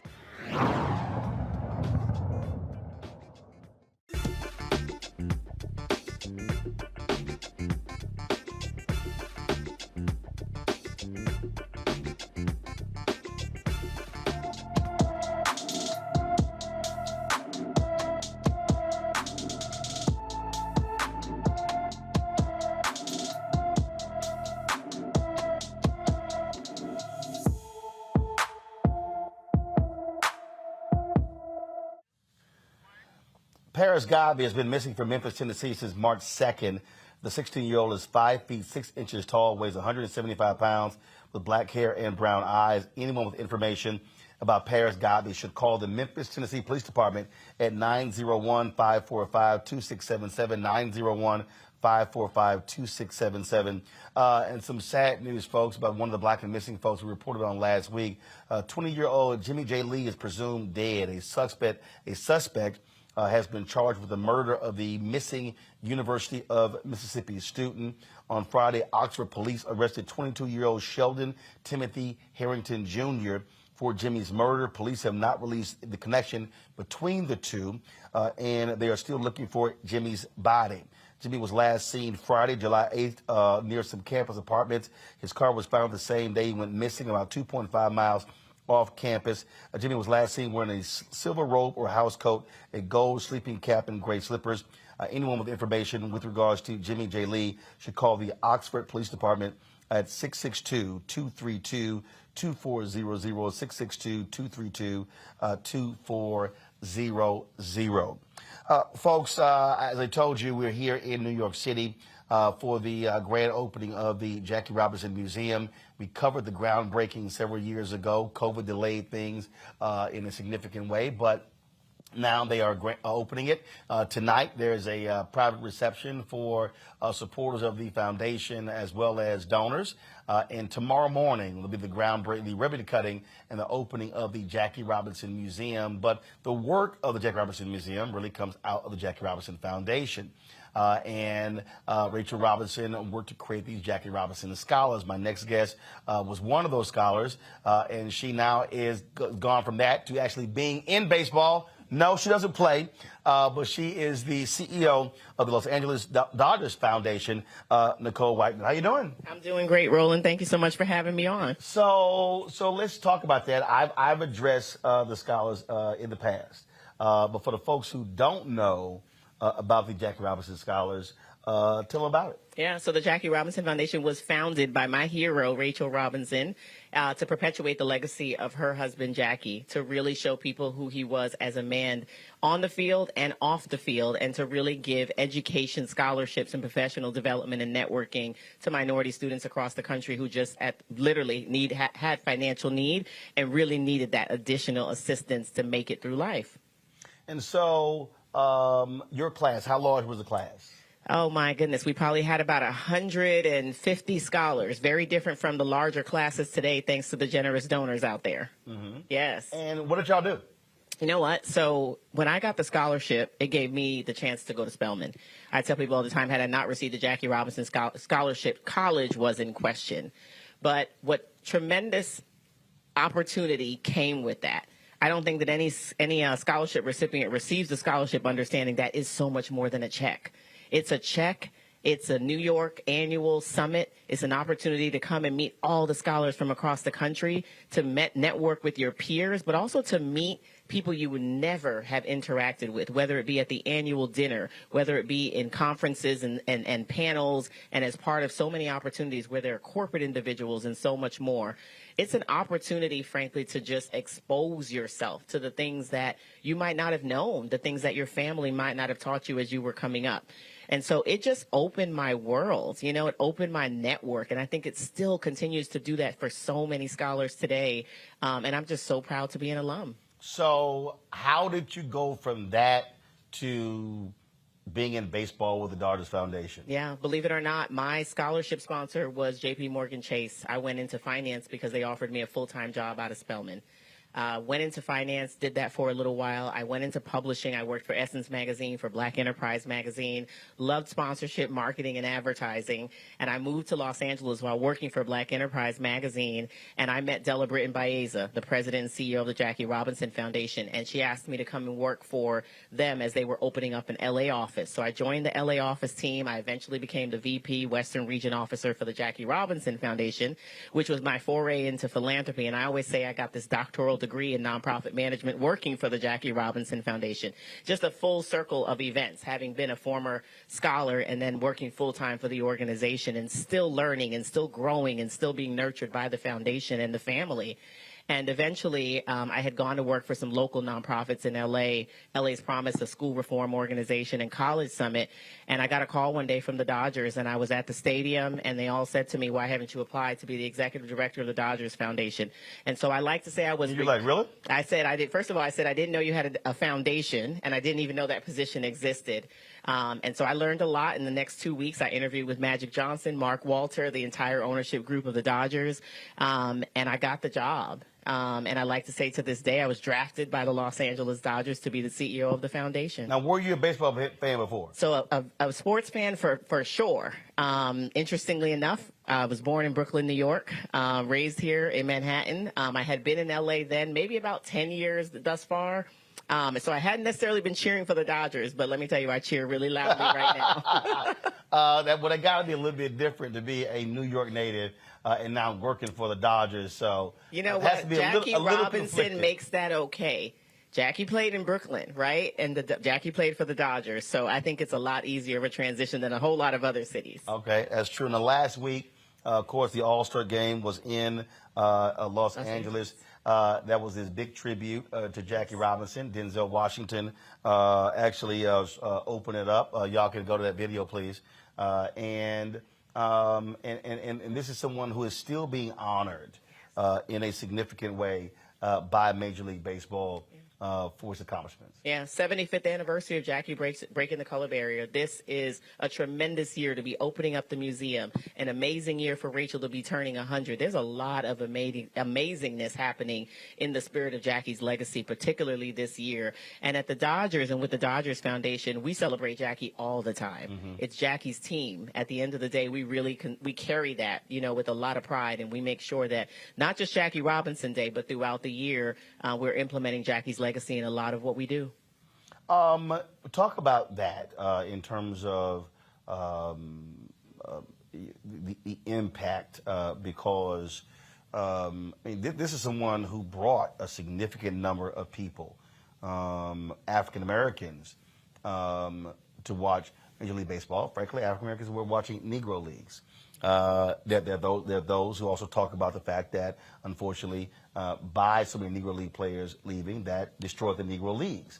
And Major League Baseball also has had to try to rectify that by now including those records and not with an asterisk next to it, in an appreciation of what the Negro League players did for baseball. Yeah, that was a major move, and it's such an important move. And you know, taking that, removing the asterisk, and making sure that those men are noticed. And frankly celebrated just like every other Major League Baseball player, because they were the league. They were just a different league, but they were the league. And to your point, many of the players who went to the league at the time came from the Negro Leagues. I think we're doing a wonderful job in baseball celebrating the Negro League Museum and what Bob Kendrick is doing, and making sure that the legacy of these players lives on. I think more people today are learning. History is happening. A lot of the teams across the country are making sure that whether they have exhibits or they have opportunities or special days to promote the Negro Leagues and what happened and who came out of that. Some of that's happening, and it's amazing. But unfortunately, we're now, though, in a space. Look, I played baseball growing up in high school, but we're living in a space now where there are so few African Americans. What are y'all doing at the Los Angeles Dodgers Foundation, and what is Major League Baseball doing to really try to keep African Americans interested in this sport, but also pays the biggest salaries? Yep. A lot of things. We're making sure, number one, that we have star players on the team who look like the young black boys and girls in the city of LA, like a Mookie Betts or a David Price, who can speak up for the community and who themselves have said we need more black players and we need more black fans. We're making sure that we concentrate on the younger generation. In Los Angeles, we have a Dodgers Dream Team program, formerly Dodgers RBI, focused on ensuring that young black and brown youth have an opportunity to play baseball and softball completely free. We have 12,000 kids in the program at 88 different locations in Los Angeles, ensuring that you get all the equipment, all the uniforms, everything you need. Coaches are trained, quality coaches. We did an assessment 10 years ago when we found out that the reason why our young black boys and girls weren't playing baseball or softball, it's expensive. Yep. It's an expensive sport. It's very different from a basketball. It's very even different from football. It's And a now very you have the expensive traveling sport. teams. Now you have, which are essentially pro leagues. You have a lot of working families to go along with those traveling teams, so that can be a reason that a player doesn't play. Coaches. We know a lot of families where dad and mom could just jump right in and be coaches. In a lot of our communities, that's not the case. In a lot of our communities, we're afraid to coach. In a lot of our communities, we just need a little training and we need a little understanding, which is also why coaches training is tremendously big for us. It starts with the younger generation. We have to start, and we might not see some of these results for some time, but we have to get back to working on the young black boys and girls and showing them that baseball is an opportunity, softball is an opportunity. On the softball side, bringing Olympians like Natasha Watley out so people can see people who look like them. There's obviously a need for a lot more black players in the game. Undoubtedly, there is a need for a number more black players in the game. I think it's happening in a lot of the farm systems. I think it's happening beneath what you see right now, and we're not seeing the results immediately. But I know that in Los Angeles, we have some specific efforts. I'm proud to say our club hired a vice president of diversity, equity, and inclusion. Last year, for the first time in our history, Courtney Moore is doing a fabulous job in making sure that, first of all, on the field, it looks, like there is an increase, but also within the office that people can see that there are front office jobs for black men and women, and there are people in those roles like myself doing it, and you can too. Well, that is absolutely awesome.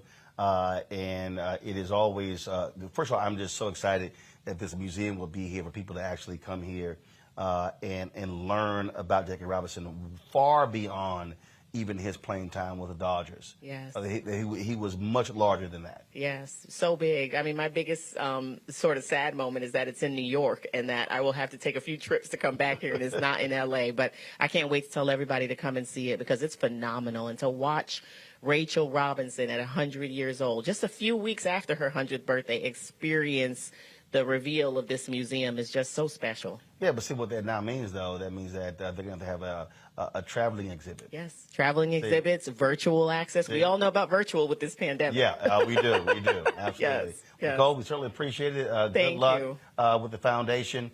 And maybe I'll give you a call when my Astros come to town. And I'll swing by Dodger Stadium. Don't call me when the Astros come. Like I told Spike Lee, I will be in all of my splendor. Oh, gosh. Guaranteed. I love Guaranteed. All right, I appreciate it. Thank you. George Lopez is a huge Dodgers fan. And let me switch phones because let me just show y'all this. I'm going to end on this, y'all. Where's my other phone?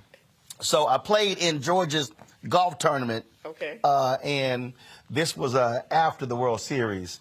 And George and we always have this shoe contest. And so I had ordered some customized Astro shoes. And I said, you know what? That's not enough. And so then I took it further, and I think I got, I said, I got the rainbow jersey. I said, well, that's not enough. Then because I'm born and raised in Houston. And so then I went on eBay, and I found the orange pinstripes for the old uniforms. And I said, you know what? That's not enough.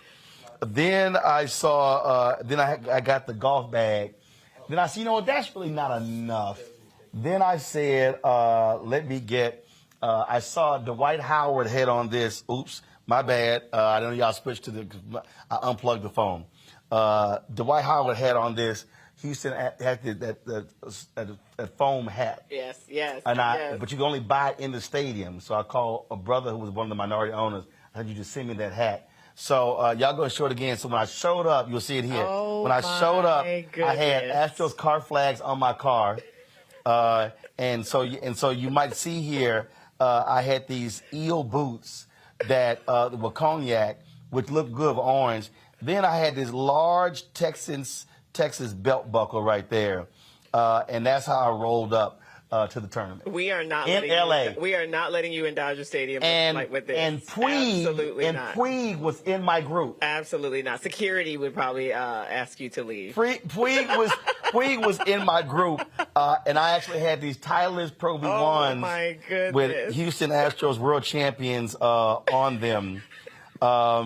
And look, no, I went all out. You understand? Y'all can show this too. Look at the socks. Yeah, I had the socks too. Yeah, I had the socks too. So yeah. Wow. Now and last year, y'all come back. Last year. My heart is hurting. Oh no! Last year. Oh my God. So last year, Joe Pesci and I. You'll see Joe and I. And just so you know how that's how I rolled to the tournament last year. Don't invite me. What? I see. Look, I'm gonna rep my squad, and then Anthony shot these photos, and I had, of course, they had me with my Uncle Roro on the back. So yeah, I had to look clean. I had to look clean in that jersey right there. So I'm just saying, being an alpha, I had to have the 06. I see. So I'll be happy to come back to the stadium when we play. We'll be here in New York at the Jackie Robinson Foundation Museum from now on. Oh, come on now. I know Holly Robinson Pete, she's still mad at me because she blocked me on Twitter after we won because her son was a bad boy, I think, and she really wanted RJ to get that ring. Yes. And I was like, sorry, Holly. Yeah. Well, he got a ring in 2020. Yeah, she blocked me for like a year. He'll get another ring, too. Yeah, okay. Yep. Yeah, we're going to get another one, too. All right. I appreciate it. Thanks so much. Thank you so much. Folks, got to go to a quick break. We'll be back. Roland Martin Unfiltered on the Black Star Network, live from the Jackie Robinson Foundation. On the next Get Wealthy, with me, Deborah Owens, America's Wealth Coach, you see the headlines. All frightening, right? Interest rates are going up. The recession is on the way. The stock market is up and down. But you know what they say. Scared money, don't make money. That's why I'm excited on our next Get Wealthy to have a conversation with someone who has written a new book, Fearless Finances, and she's going to share exactly what you need to do to secure your bag regardless of the ups and downs of the economy or the stock market. Oftentimes you can start with as little as $5. That's right here, only on Get Wealthy on Black Star Network. Pull up a chair, take your seat. The Black Tape with me, Dr. Greg Carr, here on the Black Star Network. Every week, we'll take a deeper dive into the world we're living in. Join the conversation only on the Black Star Network.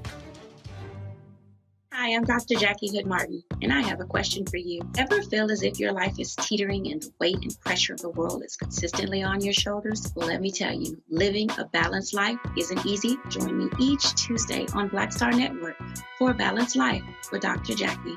We'll laugh together, cry together, pull ourselves together, and cheer each other on. So join me for new shows each Tuesday on Black Star Network, A Balanced Life with Dr. Jackie. Sexy to me is the exact same feeling as running water, ever flowing. Water always finds a way to get through. And so when you know that you're sexy, there are no questions about it. It is an ever-flowing emotion. It is an ever-flowing feeling. Mm-hmm. When you question it, though, you stop the water. I struggle with this a lot, mainly because I've been told what sexy should look like, what it should feel like. As a model who did Sports Illustrated, you're told that this is what sells sexy, But then you travel the world, and what's sexy to one person is not sexy to another person. I'm more of a mindfuck kind of person. How can you stimulate the brain? Mm-hmm. To me, that's sexy.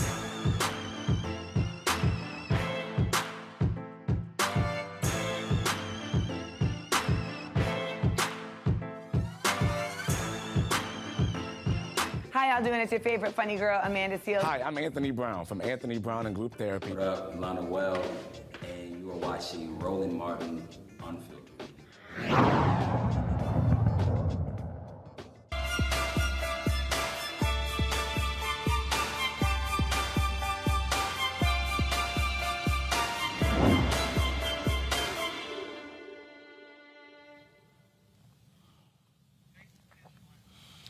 All right, folks, it is hot all across the country. And were you aware that the heat actually puts more stress on your heart? Yo, seriously, I thought it was reversed. Like in the wintertime, that's the case. And so the CDC's foundation, the Live to the Beat campaign, wants to help adults take steps to prevent heart disease as well as strokes, including heat strokes. Joining us right now, Dr. Lisa Waddell, the Chief Medical Officer of the CDC Foundation. She joins me from Atlanta with 8 ways to improve your heart health. Glad to have you here, Lisa. First and foremost, heat stroke. We just saw a former Dallas Cowboys player, Marion Barber, die. Young guy, he died of a heat stroke. One of my uncles actually was just hospitalized. I think he was released today because heat exhaustion. So, heat and heart, those two things can form a combustible combination. Well, Roland, thank you so much for having me join you today. And you're absolutely right. I mean, we have a significant problem with cardiovascular disease in this country. We've had this problem for a long time. And the heat epidemic, if you will, that we're experiencing all across this country with these rising temperatures is certainly a concern.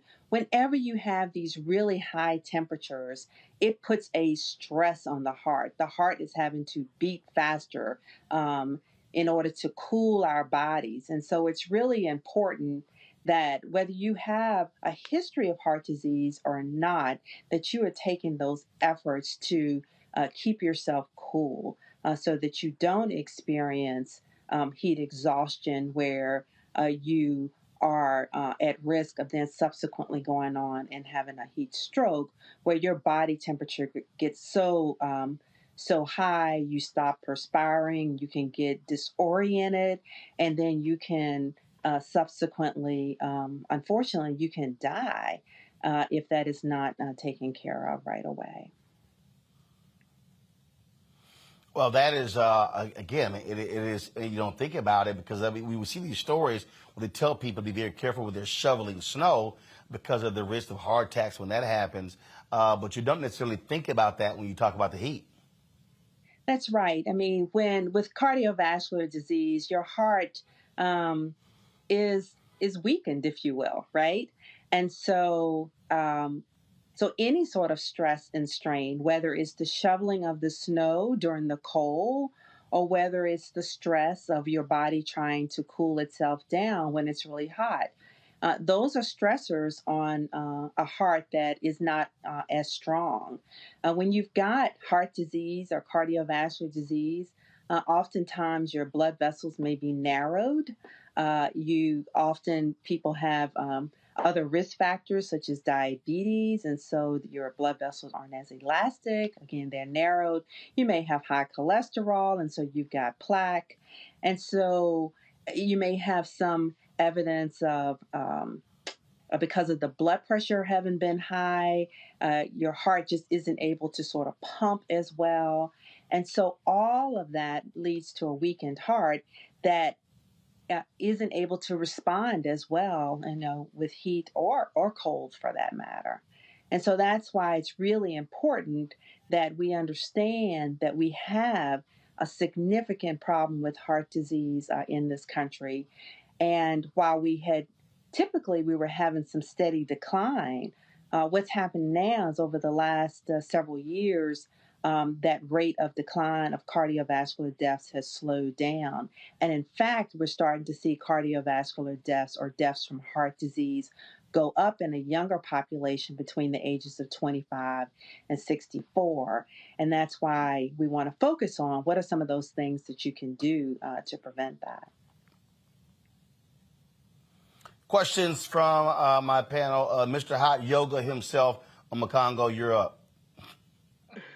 Oh, thank you so much. And, you know, this is such a serious issue. And I thank you for mentioning yoga, Roland, because that is something that has helped with my heart for sure. But one of the questions I have for you, Doctor, is on the food side of things, on the food and beverage side. Are there certain foods, beverages that you would recommend, like if we just had to do this like every day, just grab that one, you know how they used to say an apple a day keeps the doctor away and stuff. What kind of nutritional things do you recommend for us as it relates to keeping our heart healthy? That's a great question. And there definitely are things. That's one of our key tips. We want folks to eat healthier. And eating healthy, particularly during the summer, may not be as difficult because we do have fresh fruits and vegetables. Many people have gardens. So you want to eat those healthier fruits and vegetables, those green leafy vegetables. If you aren't able to get the fresh fruits and vegetables, then it's better to get the frozen vegetables because we don't want to get the canned vegetables that are high in sodium. And why is that? That sodium is really bad for our blood pressure. And we know that high blood pressure is a significant risk factor for heart disease and stroke. So we want to keep that sodium down. When you're out there grilling during the summer, try to get some of those low sodium types of seasonings to use.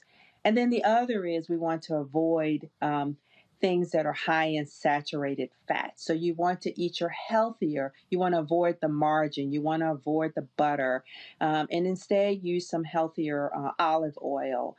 Eat some of those foods like that have, you know, omega fats in it, like salmon and healthy fish. Thank you. All right. Representative Shannon, you're next. Sure.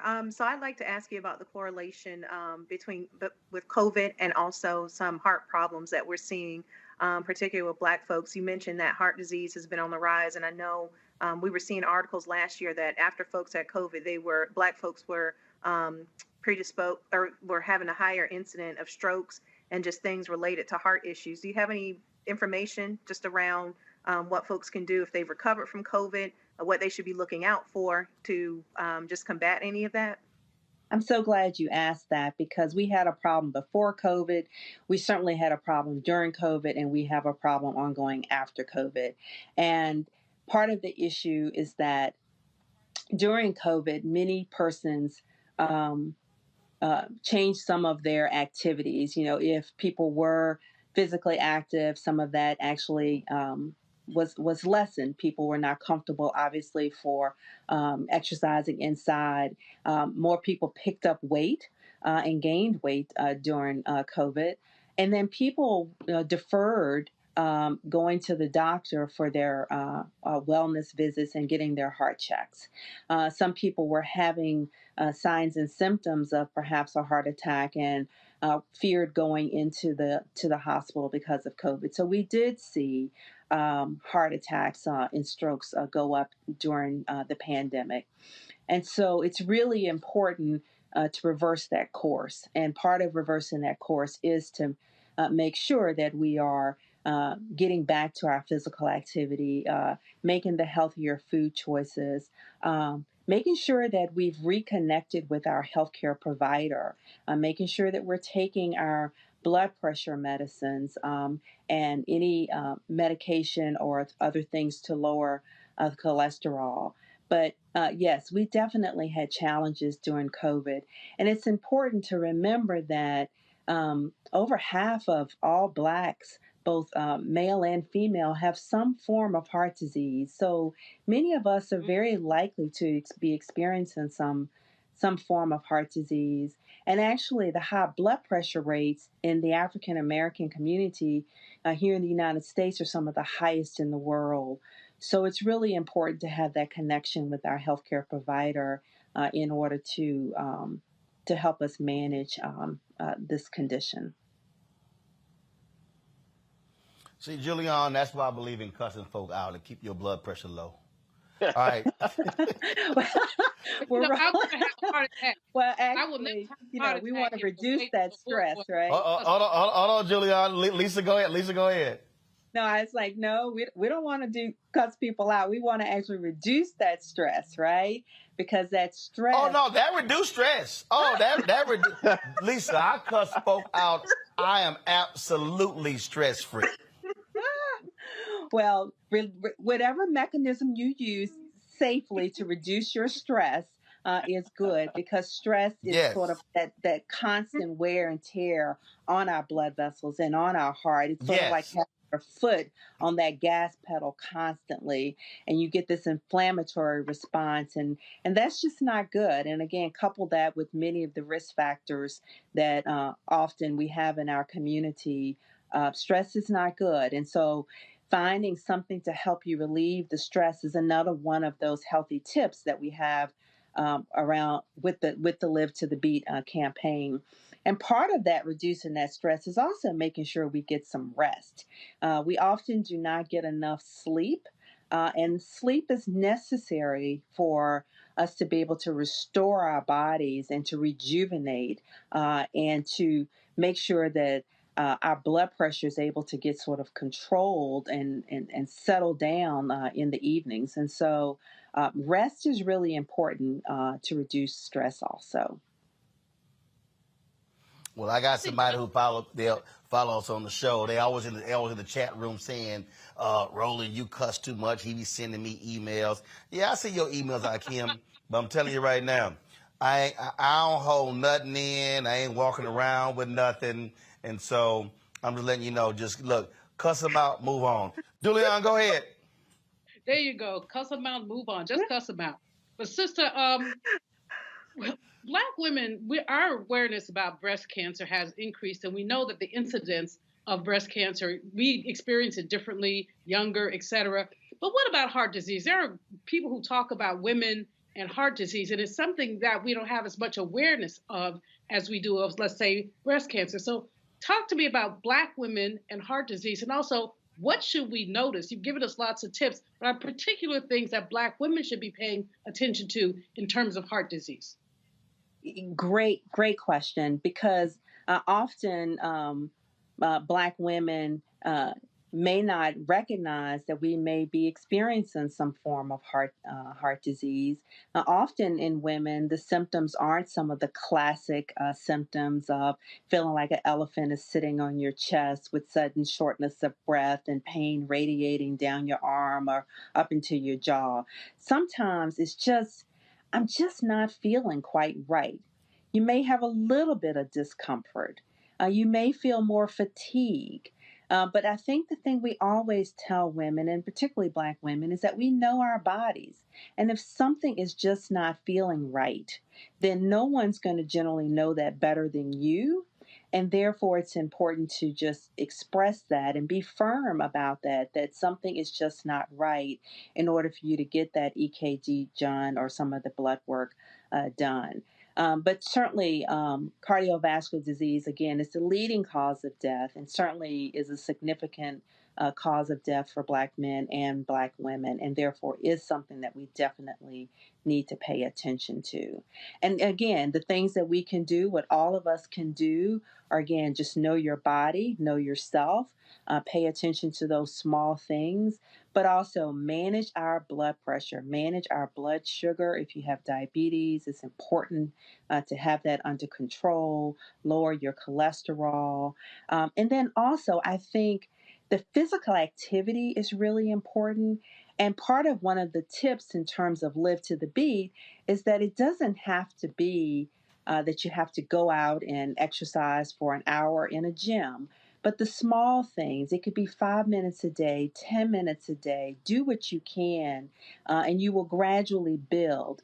If you find the things that you enjoy doing, if it's Dancing, put on a couple songs and dance to the beat.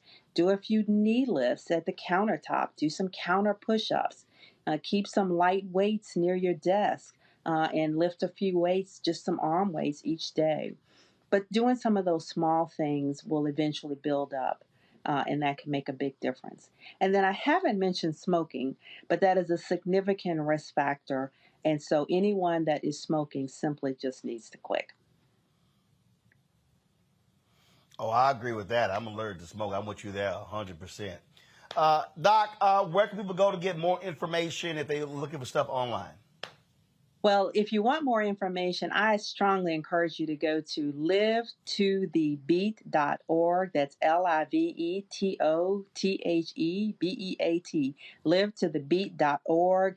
There are videos there. There are lots of tips. There are fun things to do, ways in which you can get those fruits and vegetables in, tips on, walking to places instead of driving when you can do that safely. So I encourage you to use those resources, share them with your friends and your family and your community groups.